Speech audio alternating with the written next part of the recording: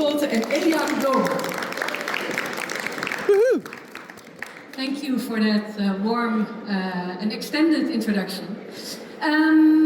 Thank you for coming all today. It might have been a challenge for some of you to come to Utrecht, so well done. Before I start, I want to ask you all to stand up for a moment. Yes, it's going to be that kind of a presentation. Of all the people that are standing, hopefully all of you, you're excused. Who here has taken one flight in the last 12 months? If that's the case, you can stay standing, the rest can sit down. So, of all the people that are still standing, who of you have taken 2 flights or more in the past 12 months? If that's the case, you can stay standing and the rest can sit down. Let's try that once more. Who here has taken 3 flights or more in the last 12 months? In that case, you can stay standing and the rest can sit down. So I think with this crowd, I could probably continue for a while, but let's stop here. To the people that are still standing, I would like to say, congratulations. You belong to the 13% of people in the Netherlands who have the privilege of flying this often. And let me be clear, I'm not here to shame you. I'm standing right there with you. I flew too. I'm here because this group, the people who can fly, also have a unique opportunity. An opportunity to take responsibility for that privilege. You can sit down now. Thank you. And that brings me to why I'm standing here today. Let me take you back a few years. So at Better Places, we are proud of being a frontrunner in sustainability. 10 years ago, we were the very first travel agency in the Netherlands to compensate the entire trip for our customers. Not just the flight, not just the hotels, no, the whole trip. And we paid for it. And at that time, that was a bold thing to do. And it was the responsible thing to do. But then something changed. The evidence started piling up, and it confronted us with a truth that was hard to face. Carbon offsetting wasn't helping us move forward. In fact, it was holding us back. People believed that they could continue flying without any consequences as long as they paid a few extra euros to plant some trees. And that in itself created a whole new problem. We weren't reducing emissions, no, we were reducing guilt. And in the meantime, flying continued as if nothing was wrong. And at that time, we also learned that many offsetting projects simply do not deliver what they promise. Especially in the voluntary market, most projects fail to achieve real emission reductions. So we had to ask ourselves, if this isn't the way, then what is? And at that time, there was another truth that became impossible to ignore. We were having all these long debates about the impact of flying and how we should move forward. But deep down, we all know this. We're not going to stop flying on fossil fuels anytime soon. And the small group of people that is willing to quit flying altogether, that will not be enough to help the sector reach its climate goals or to save the planet. And there's another uncomfortable truth that we have to face. We fly to all these distant destinations because we want to experience beautiful nature and we want to meet welcoming communities that make our trips unforgettable. But it is often those very same communities and those fragile natural areas that are the first to be affected by climate change.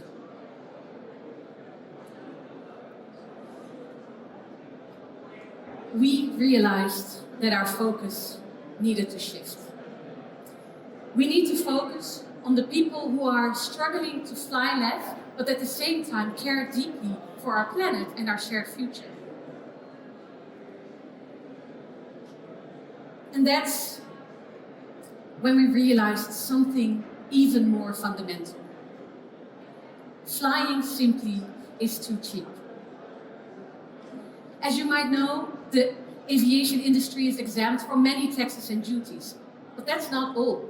The hidden costs of flying, like climate damage and air pollution, they do not show up on your ticket. They're not paid by the air passenger. They're paid by society. by all of us. And that's when we learned about true pricing. So we asked Impact Institute to calculate the true price of a flight. The ticket price, what you're paying to the airline, plus the hidden costs. Because the price you pay for a product or a service only tells half the story. Most products come with hidden costs that don't show up on your receipt. Think about the environmental damage, CO2 emissions, air and water pollution, or our health. But these costs are real, and right now they're being paid by society, by future generations, and by the climate itself. So now that you have an idea of what we mean when we talk about the true price of a flight, do you have any idea what the true price of a flight actually is? Let's take a return flight from Amsterdam to Madrid as an example. Let's say a return ticket to Madrid is 170 euros. So that's the price you pay to the airline. What do you think would the ticket price be if we would also include the hidden costs of that flight? So if you think the answer is 210 euros, you can stay seated. If you think the true price is 290 euros, please stand up. Okay? Again, to the people that are standing, congratulations. That is the correct answer. It is 290 euros. And as you can see in this breakdown, it is 170 euros for a flight ticket. This obviously can change depending on which airline and when you book. But the hidden costs, they stay the same. 91 euros for climate change and 29 euros for air pollution. That is the hidden cost of that flight. Let's also look at a long-haul flight. What happens if you fly all the way to Lima and back? In that case, let's say you pay 1,200 euros for a return ticket. You should add 469 euros for the climate damage and 198 euros for air pollution. And that all amounts to 1,867 euros. So that's the true price of that flight. So,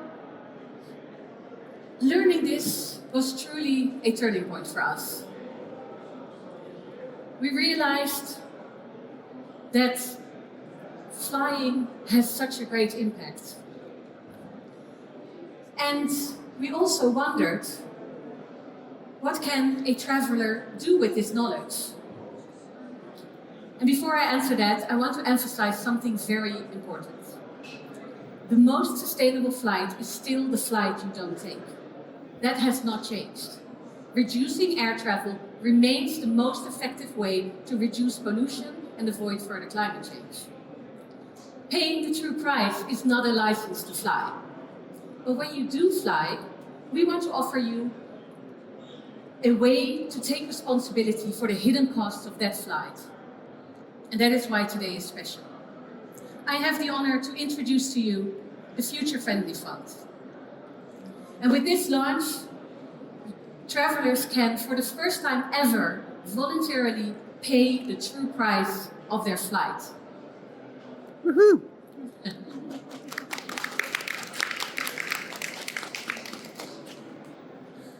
And by doing so, the Future Friendly Fund uses the money, the extra money that you pay for the hidden cost, to invest in aviation innovation and in biodiversity restoration. For example, through projects like Lancering, which is helping farmers to transition to regenerative agriculture and nature restoration, but also a company like Eaglebet. They are developing lightweight battery technology that could play an important role in the future, in a cleaner future of aviation. And I know this system isn't perfect.